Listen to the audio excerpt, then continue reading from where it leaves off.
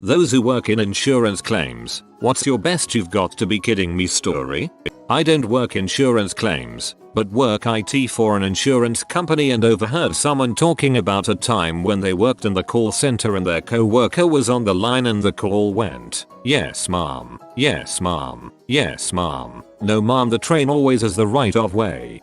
But the right hand rule."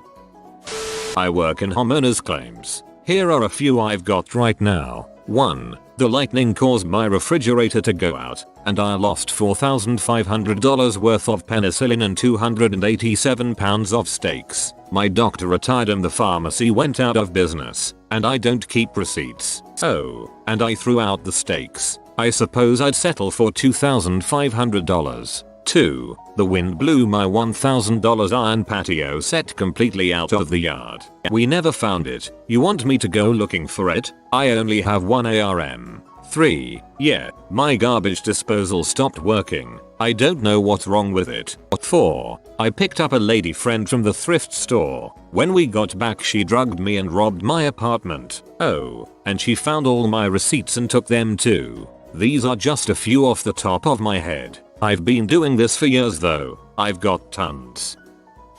I've worked in claims related areas for 10 years. I've done claim processing on a wide range of policies, from domestic home and contents through to motor fleet, commercial liability, wheat crop, livestock, fidelity, etc. I'm now a loss adjuster, insurance assessor, and boy, have I seen some things. Probably the strangest one I ever saw was a burglary claim. The homeowners had rented their 500-acre property out to tenants, and included in the lease was a shed full of equipment, tractors, harvesters, work tools, etc. Basically everything you need to run a farm was in that shed. At the end of the lease they took back over the farm and found the shed not only empty, but missing. The concrete slab was still there, but nothing else was. A claim was lodged, a police report was made, and the customer got everything replaced. However, where it gets strange is the phone call I got 8 months later. The customer went to turn on their tap one day and no water came out. They went outside and their pump was working, but was sucking nothing up, meaning there was a blockage somewhere. The customer went through all the motions, the final step being get in the dam with scuba gear.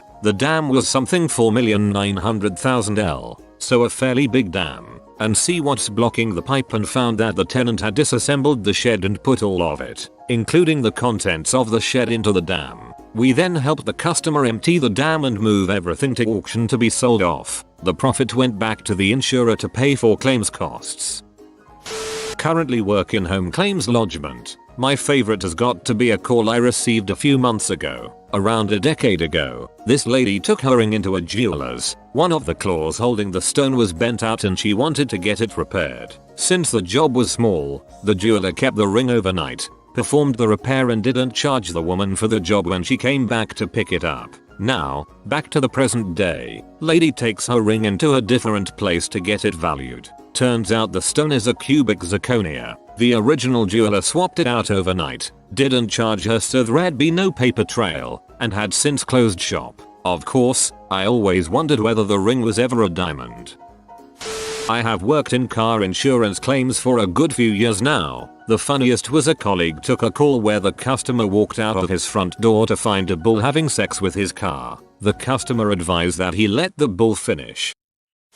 Not claims, but here is one I remember from working the front desk at a local agency. This one lady had over 50 towing and labor claims within a 6-month period. She would drive until she ran out of gas and then call the tow number. They would come out and give her a few gallons of gas. Then she would drive until she ran out of gas and call the number again. Rinse and repeat. After 6 months they permanently banned her from using that option. She also used to have her bill done as an automatic withdrawal. It would save her $5 on her bills if it was automatically taken out, but she would never have the money in her account, which would cause her bank to hit her with a $35 non-sufficient funds fee. Then she would call us and raise heck, trying to get us to pay the fee. I hated that woman and dreaded having to deal with her.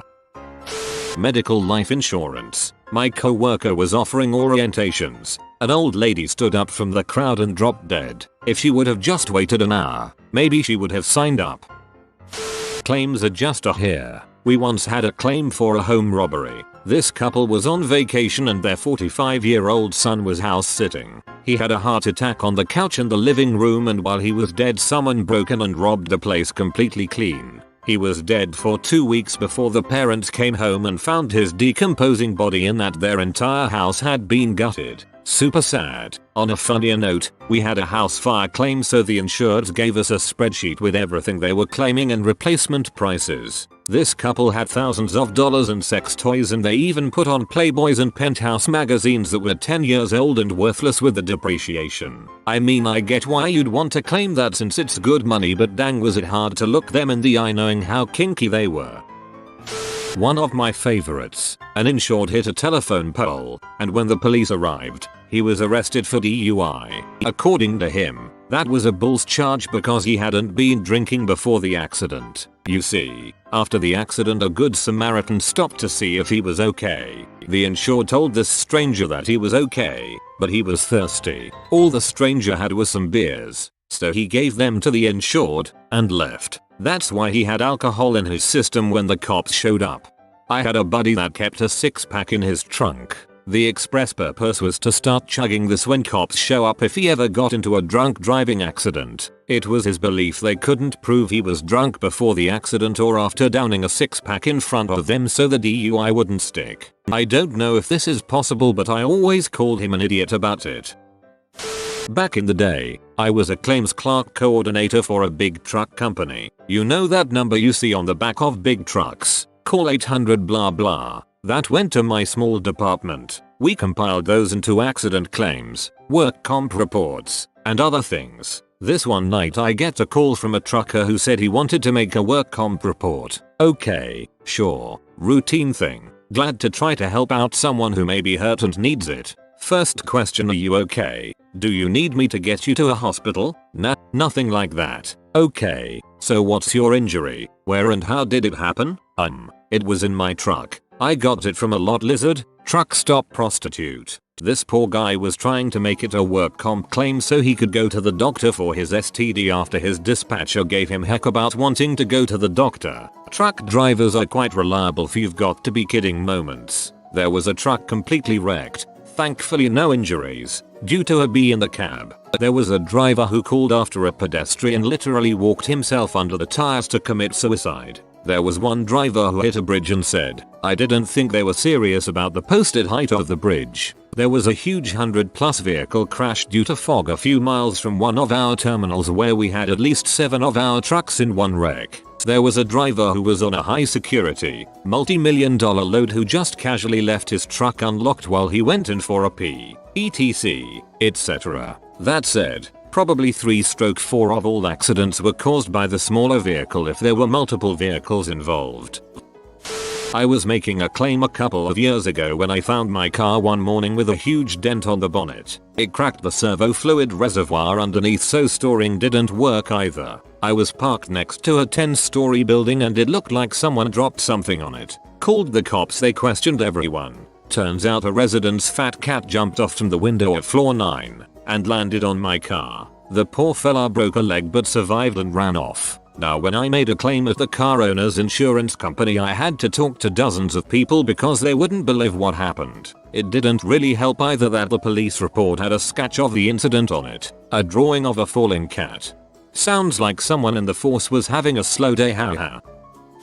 My dad's a construction litigation lawyer, but close enough for this. There was a couple that had a ton of damage done to their house by a sinkhole, but they were claiming a ton of luxury items such as jewelry, fur coats, etc. that were all lost. And here's the best part, they always paid for these items in cash and they always bought duplicates. Didn't take the forensic accountant very long to figure that one out. A woman claimed that her windows were defective because they were leaking. It was condensation. A guy got a splinter walking over some boards that were covering a worksite. Called an ambulance for himself. Ended up getting like $400 from the contractor, but it didn't cover his costs.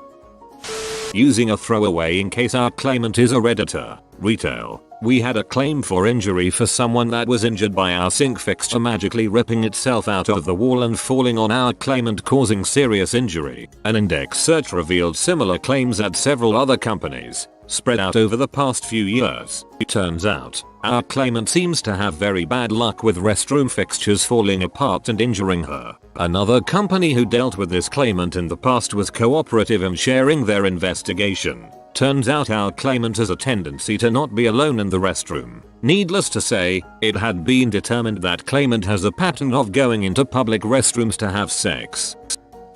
Usually the "you've got to be kidding me" claims are ones where I wonder how someone thought they would never get caught filing a fraudulent claim. A favorite of mine is a guy who took his giant, customized truck mudding while drinking, and against the advice of everyone he was with, drove it into a creek to, well, I'm not really sure why. His truck got stuck, the water levels rose, and he decided to just report the truck stolen. He didn't think about the fact that there were tons of witnesses and that he posted it on his Facebook. Another personal favorite was a man with supposedly $120K worth of gems and diamonds on his old Bentley with no proof of them ever being there besides a music video on YouTube that he swore was of his car. Most of the others are run-of-the-mill fraud, starting a policy and filing a claim immediately for damages that occurred before it was in force, sometimes already having received a payout from another company. Also, people with handwritten receipts for huge sums of money. Don't think we believe you, and don't have your lawyer send me a poorly written email from a fake law office from a Gmail account.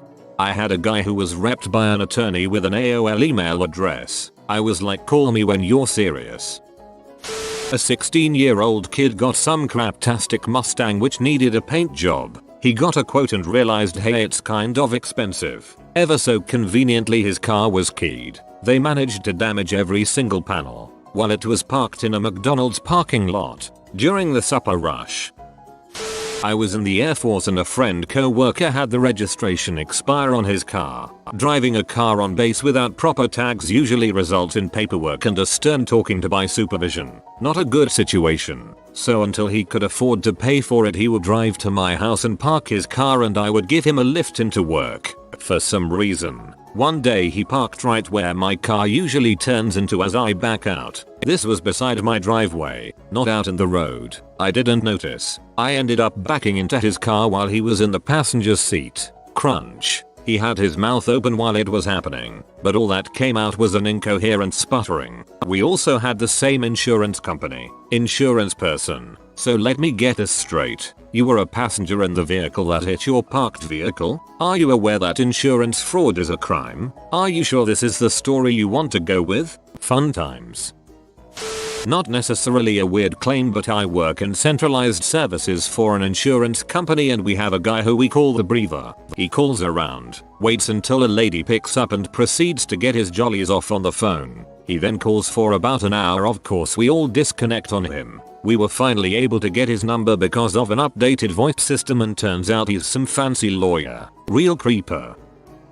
I was the one giving the unbelievable story. Was driving some mates back from a concert and went over a drain in the road, and the front right suspension of my car collapsed. Frick, was kinda drivable, so I limped it back home. Remembered I had comprehensive, so called up my insurer and they assumed I was drunk and spent the good part of 2 months trying to get me to either admit it, prove I wasn't, or drop the claim. End result was they paid out. Very frustrating.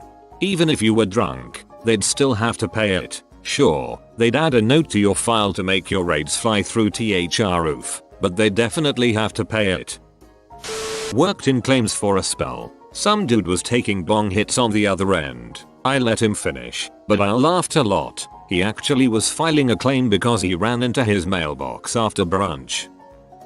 You have been visited by the ingenious Joe comment brain, so you always see the glass half full. If you are new to the channel, you can subscribe. I publish new videos every day. Until then, check another video, or don't. Either way, have a great day you magnificent people.